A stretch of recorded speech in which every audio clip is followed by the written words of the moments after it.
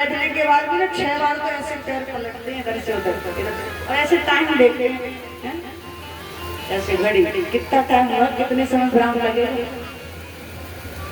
क्योंकि भगवान के लिए समय नहीं निकलता।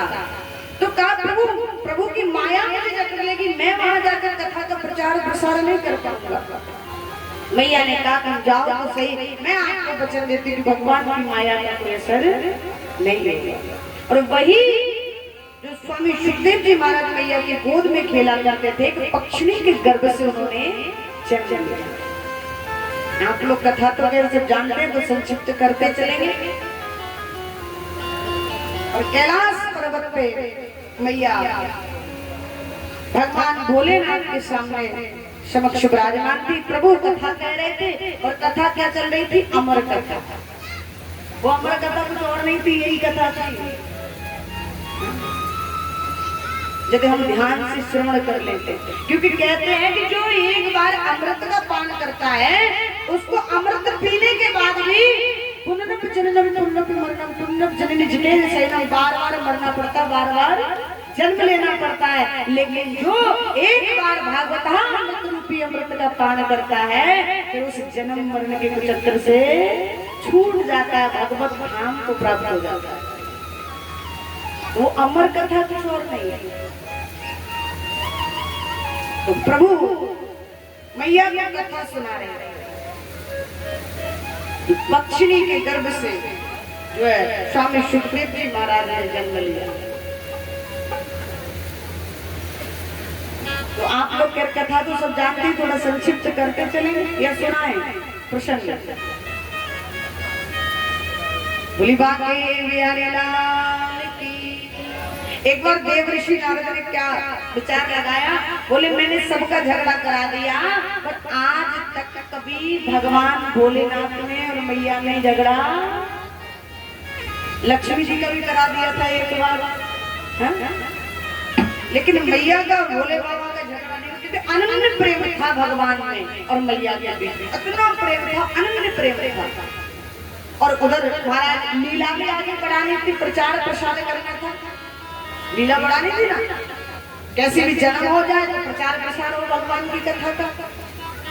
देव ऋषि पहुंचे और जैसे जाकर मैया के पास पहुंचे, मैया को प्रणाम किया, मैया ने देव ऋषि को किया, क्योंकि मैया देव ऋषि को गुरु मानती है। मैया के गुरु कौन है? देव ऋषि। और देव ऋषि ने मैया पार्वती को मां मानकर प्रणाम किया। मैया बोली क्या बात है, आजकल आप कहीं आते जाते नहीं दिखाई नहीं। अरे मैया क्या आऊं जाऊं, पुत्र पिता का सम्मान नहीं करता, शिष्य गुरु का सम्मान नहीं करता, अपने से बड़े का कोई सम्मान नहीं करता। और मैया आज के समय में पति पत्नियों के बीच में जो प्रेम है ना वो भी बनावटी हो गया है, दिखावा। भोजन बना के रख दिया, पति आ रहा है ड्यूटी से, चकाचक रील चल रही है, देवी जी एक गिलास पानी। तुमको पता है मैं घर में खाली बैठी थी, ये किया वो किया, भोजन बनाया, तुम्हारे बाल बन को खिलाया है? श्रीमान जी खुद गिलास उठाते और पानी पी लेते हैं। महाराज पानी देने वाले पैदा नहीं है, भोजन कौन लगाए? खुद आता है बेचारा, थाली निकालता है और थाली लेकर के भोजन लगा कर तब पाता है। बोले पति पत्नियों के अंदर भी जो प्रेम है ना, केवल गाड़ी चल रही खींचम खाच जबरदस्ती की। देखिए सब ऐसे नहीं है, कुछ है।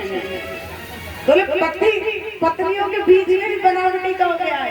क्या करें, जब जुड़ गए तो फिर चलानी तो है ही ना गाड़ी, नहीं चलाएंगे तो फिर आप जानते हैं तो चला रहे बेचारे।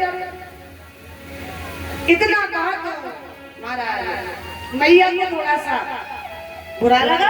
मैया बोली ऐसे कैसे कह दिया आपने, हमारे पति तुम्हारे से इतना प्रेम करे महाराज, इतना प्रेम करे। देव ऋषि बोले कितनों करे मैया?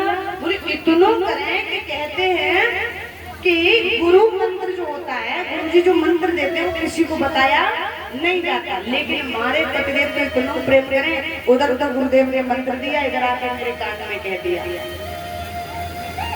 देव ऋषि बोले ओ मैया मैं तो यही कहूँगा कि तुम्हारा प्रेम दिन दुगुना रात चौगुनी हुई बढ़ रहे।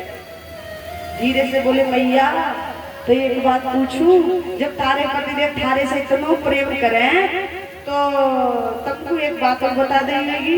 बोले क्या? गले में जो मुंडमाला धारण करे ये कौन की है? आग लगा दी। मैया बोली, थोड़ी देर तो चुप रही। बोल रहे मैया, बोली ये बात तो कहो नहीं बताई। बोले ठीक है मैया, मैं तो चलूं, अब तू अपना आपस में निपट लीजिए, मैं तो चल।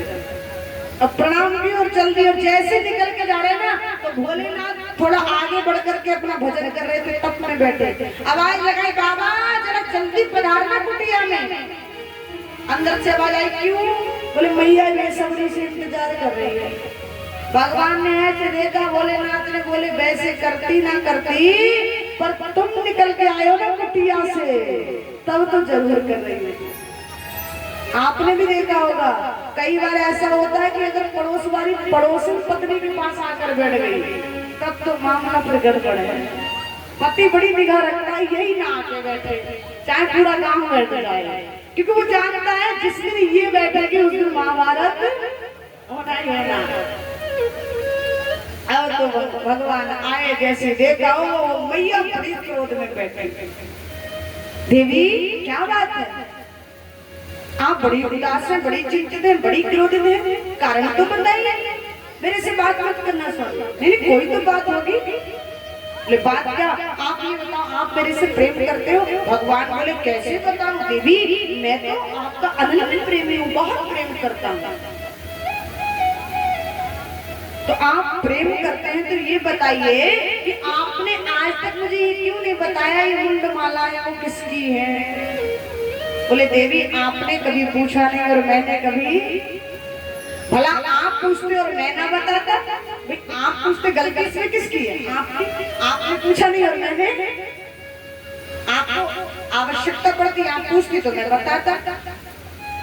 कहा तो फिर अब बताइए कि ये मुंडमाला किसकी? प्रभु बोले ये मत पूछिए। नहीं नहीं मुझे बताओ तो। भगवान बोले देवी क्या बताऊं, यदि प्रेम का कोई प्रतीक है, प्रेम का कोई प्रमाण है तो ये मुंडमाला है।